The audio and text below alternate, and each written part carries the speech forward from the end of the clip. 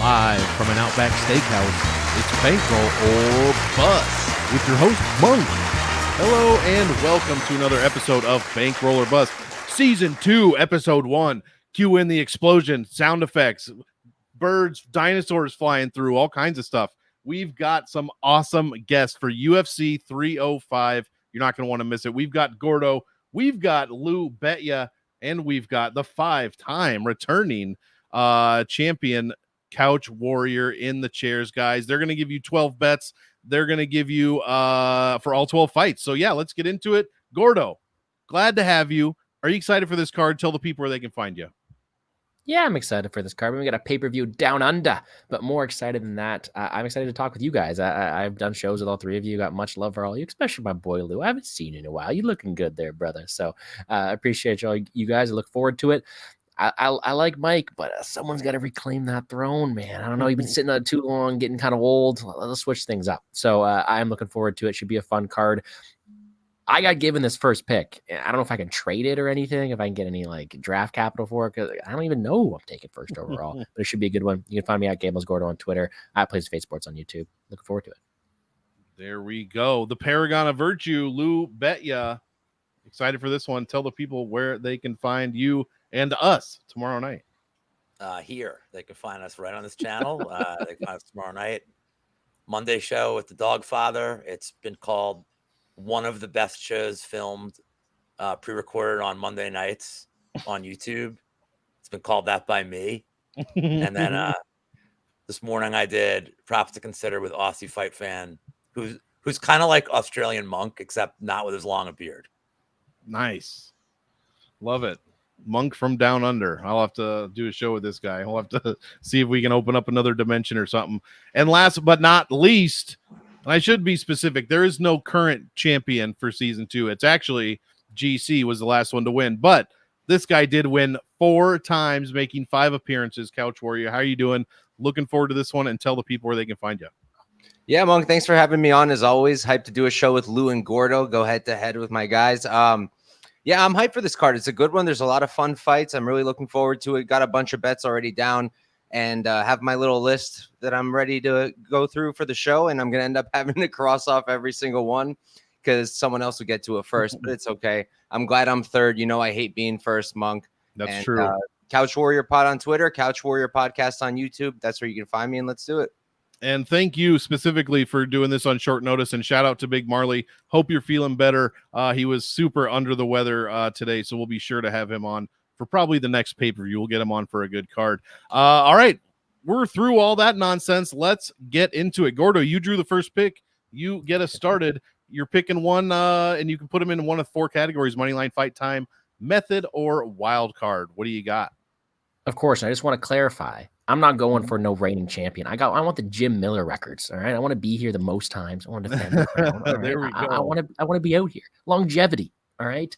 With that being said, I don't know if this play really gets me longevity. I looked at the board and there weren't many plays. I'm like, yeah, I want to hammer this money line, and I'm struggling with a lot of these fights who are line wide. So let's check the money line off the board, and let's go with a fight in the main event. Let's go with Israel Adesanya this week. And I get it. DDP is the big, powerful guy. He's a guy who a lot of people like to go out there and trust. But, you know, I saw him live in Canada. I saw him live. I didn't think he won that fight. And now he's going up against someone who I hope is out there more motivated than Israel Adesanya, a guy who I do think is a more technical striker, a guy who does have more experience up top. And people thinking Duplessis is just going to go out there, take him down, run through him. People have tried. People have failed. I'm not the biggest Adesanya guy. I'm a Whitaker guy myself, but I do think it is his spot to reclaim the crown here. And I'm taking a guy like Israel Adesanya to get it done. He is minus 110 on the money line. Let's go ahead and put $350 on it to get it started. Didn't want to make that the 101, but it is. There we go. $350 on the main event.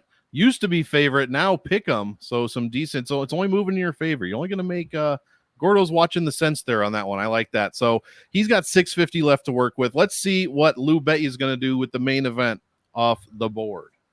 All right, so after studying the strategy of the show, there's 2 time props I like, which means Mike cannot take both time props. So I don't have to take one yet. If he takes one, I'll take the other one. Let's go bold off the bat. Give me the Leech outright at plus 295 is the best I see on Bet Online. I know Prates has aura, and I'm betting against said aura right now. But I think skill for skill. I mean, Leach has never been knocked out. I think skill for skill, he's better. I know there's concerns. He's been out a while. He had spine surgery. But I think we're going crazy with this Prates love for a guy who's low volume and sort of, KO dependent in this spot. So I think Leach can out volume him. I think at 3-1, it's worth the play here.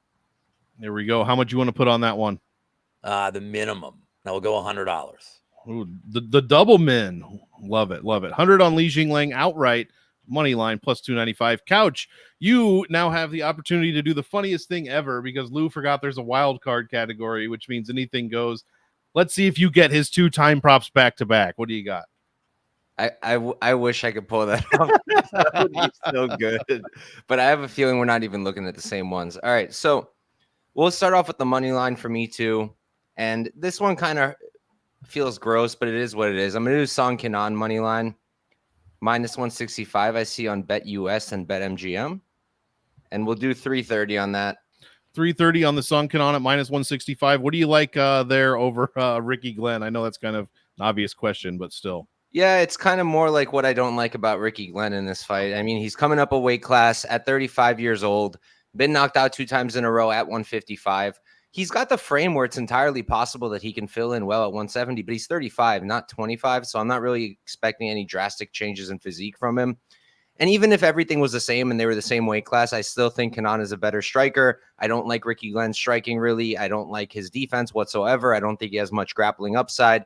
So I kind of just think Kenan can stand up on the outside, pick him apart, beat him up, knock him out, or win a decision. I don't really care. So, yeah, Kenan money line. There we go. Spend 1 to win 2, or spend 2 to win 1 there. What do you got for your second pick coming back around? We're going to go with another chalky one that's a little gross, but I want my title back. So we're going to do Santos O'Neal over 2.5. I think it was minus 220 last I looked. Yeah. So O'Neal over 2.5 at minus 220. What are you going to spend on that, and what do you like there? Let's do 440 on that. And what's your reasoning for that one? I just think it's a competitive fight. I don't really think there's much finishing upside on either one in this particular matchup. Like Santos has finishing upside against people like Agapova and like Miller. I don't really think she's going to finish Neal at a high clip. And I think Neal's going to win the fight, but I don't think she's going to finish Santos either. I think she's just going to outvolume her and outstrike her. So I'll just go with the over, play it safe. Love it. And I know Gordo likes this one as well. I think it's going to be sneaky good for DFS this week. So we'll hope for that over and a good score on my end as well. Lou, bet ya. Back around to you. What do you like here? I assume it's a time prop. That it is, sir. You're very observant. I am very astute in my old age. I am going to play the Herbert Burns, Jack Jenkins under 1.5. I see minus 110. I know Pinnacle has it lower, but 110 seems to be the real number here. Burns will quit after the first round. He has 900 injuries he's coming in with. As friend of Couch Warriors and mine, and make an appearance tomorrow, Big Steve said earlier in the week, it's the man of 1,000 cuts versus the man you only have to cut twice. So that's pretty good. I think Burns has finishing equity here too. Burns round 1 sub was going to be a play I made until Gordo and his doctoring scared me an hour ago, telling me all the things Burns probably can't do with these injuries. So I'm just going to stick with the round 1 or the under 1.5. And we're going to go 440 on it. This is my more confident one. There we go. 440 on that, under 1.5 between Jenkins and Burns. Yeah. One thing's for sure, probably, that he's hopefully not going to just throw a try. If he comes out and throws a triangle, we're all screwed if you're on the Burns side. So, but it will help the under 1.5 for sure. And at 110, that seems like a good line. Which is probably why you chose it. Gordo, what do you like here? You've got 2 picks in a row. How about you give us the first one? Fight type method or wild card? I was ready to do 400 on that same play that Lou gave. And I was there and I'm like, oh, Lou's the plus money king. All right. He's not going to play anything less than that. So I'm surprised, man. I thought better of you, but no, we'll go. Well, I didn't trade the pick. Yeah. You know what? I wanted to. I would have taken that one. You know what? Great pick. Great pick. I like it. I like it. We are going to go elsewhere then. And the first thing we are going to do is we are going to take our wild card. And I hope this is not against the rules because that'd be very embarrassing. But there's a market on DraftKings where you can take over under significant strikes landed. And I would love to play that one if that's okay with you. I think Dogfather has done that before. Perfect. What a great show this is. I did hate it at first when Lou took my play, but now it's not that bad. Let's go with. Oh, I gave this one out on the Pub Sport Radio. Scratch that on the DraftKings show we did earlier. Let's go with the over 18.5 significant strikes landed for Jairzinho Rozenstruik. And I know it's a risky one. Jairzinho Rozenstruik's a powerful guy, but when we look at the fights, I mean, the only two people to not land that over that number against Tai Tuivasa are Harry Hunsucker and someone back in 20. I think it was Coulter last time as well. So these are he's still someone who absorbs a lot of damage. He's someone who will go forward. Jairzinho Rozenstruik is someone who is willing to jab across from range. That play is -110, by the way, and is something that I do think can happen more time in the line of tails. I do think he's able to absorb some damage. We are going to put, I don't know, let's put $300 on that one.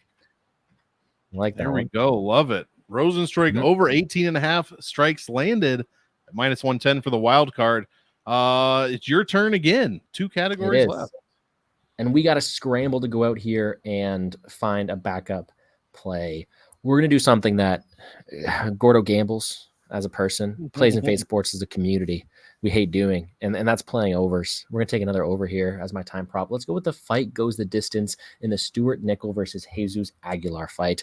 I think this is going to be one that is going to be extended. I think when we look at the striking of these guys, they're both decently durable. They're not going to go out there and be the powerful punches. I think we're getting a ton of grappling exchanges. And yes, Jesus Aguilar has that guillotine. We all know he's got those T-Rex arms. He can squeeze that life out of you.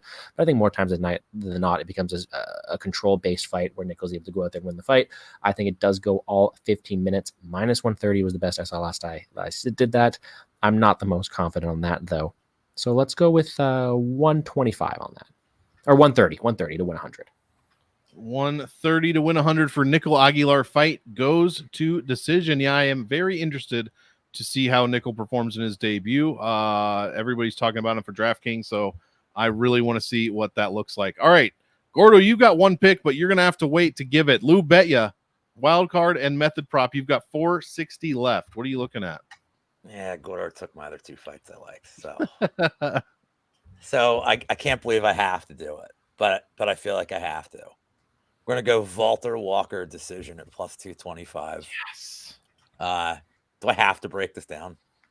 Must I? I mean, give the Lou special. Take down, no get up ×3. 8 strikes landed for Walker, 2 for Tafa. Call it a day. We'll go.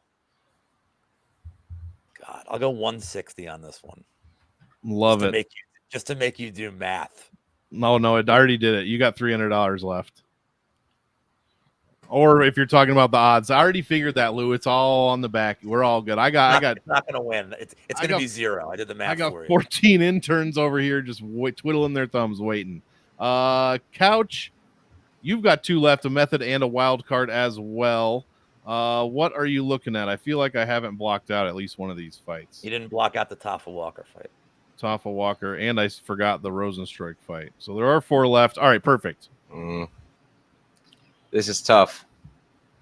I can tell you which one I'm not going to do. It's not going to be Nolan Reyes. I think I have a feeling Gordo's going to be stuck with that one. Thanks.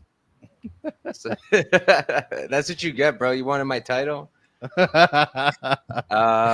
It's a curse, this first pick. Right. All right. Let's for the method. Let's do Ursig decision. I see decision. +120 on DraftKings. How much you want to put on that of the 230? Do the 130. 130, and I'm sure everyone knows, but give us a quick breakdown on the Ursig decision pick. Actually, sorry, money. That's interesting. Could we do on that one? Could I do 180? Absolutely. Only need 50 for my wild card, I think. And the reasoning, it's a really good fight. I think it's a close fight, but I just think Ursig has more ways to win. He's got the grappling upside, and then striking I think is close. I like him a little bit better in the striking. And then, like I said, he'll have the grappling sub upside. Kai's really good at defensively grappling, so I don't really think he's going to finish him or anything like that. But it's going to be enough at least to, change up his game and not just be on the feet the whole time with Kai. For sure. And the 81% takedown defense really should help quite a bit. He might need that a lot here this week. And let's finish it off. You already said $50. You've got anything goes here in your wild card. 3 fights left to choose from. I think I'll do Ramos decision. Ramos decision. What's your line on that? I think only Bet Online has it right now, or at least that's the only stuff on here. I see plus 325.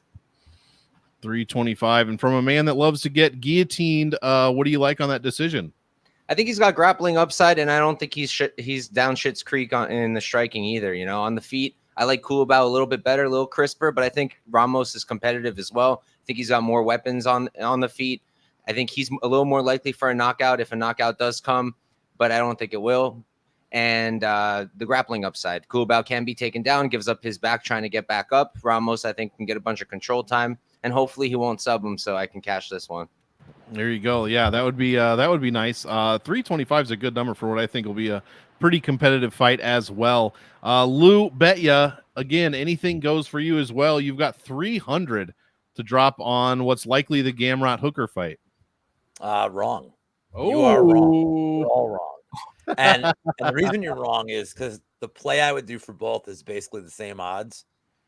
I'm going to play Nolan round 1 KO. It's gross. It's minus 160. Is he going to be either that or Gamrot decision? Yeah. I don't know what we're doing here with this Reyes fight. I don't think Nolan's good, but this should not be a sanctioned fight. Yeah. So why? And even though Victor Martinez knocked down Nolan, I just don't think Reyes can. I don't know if he can grapple for 4 minutes here. So this could be a sub-minute finish for Nolan.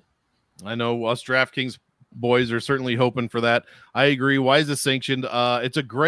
Reyes was paralyzed 4 or 5 years. It's an incredible story to watch the recovery, but that aside, in its own box, watching this might be the opposite of feeling of that. So yeah, round 1 KO at minus 160 might be a steal here. All right, Gordo, last pick. That means you've got 220 method prop for the Gamrot Dan Hooker fight. What are you looking at? Yeah, at first we see Lou not take plus money, and then he passes on a hooker. I don't know what's going on with him today. So we're going to leave it up to me to take something here. Here's the question is, if I didn't have to waste 220 on it, I'd cheer for a hooker KO. That'd be so much more fun, right? That'd be a lot more fun. But I got 220 on it, so I'm just going to go Gamrot decision. It's not as fun. It's not as exciting, but it is my most predicted path to victory. It is the most common path to victory, in my opinion. It is what happens more times than not, and I do think is what I'm going to have to go here. I see minus 151 according to this. You can put minus 160 if you like. It's my bookie, so who really cares? We'll do whatever. I don't care. We'll give you the 9 cents. Oh, I appreciate it. I was ready to drop 220 on minus 425 Nolan KO. So this does a little bit better for me. I appreciate you, Lou. I knew we were friends. But no, it's something that I do think happens more times than not. I would love to cheer for Hooker, but I do think that the grappling path to victory is definitely there for someone like Gamrot. I hope it's a more exciting fight, but that's what I'm going with.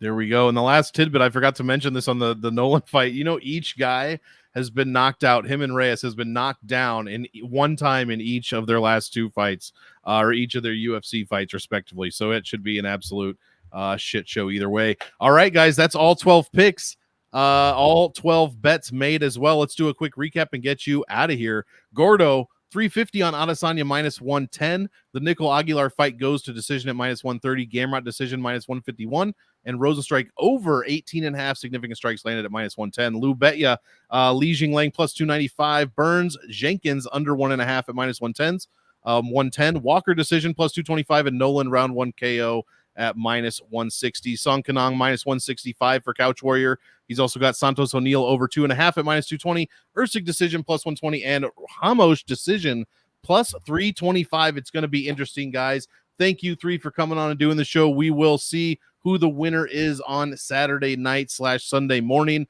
Follow me on Twitter to find out exactly who that's going to be. And yeah, as usual, we want all of you to enjoy the fight. So enjoy, and we will see you in the next one. I love this. You only come here if you like that stuff.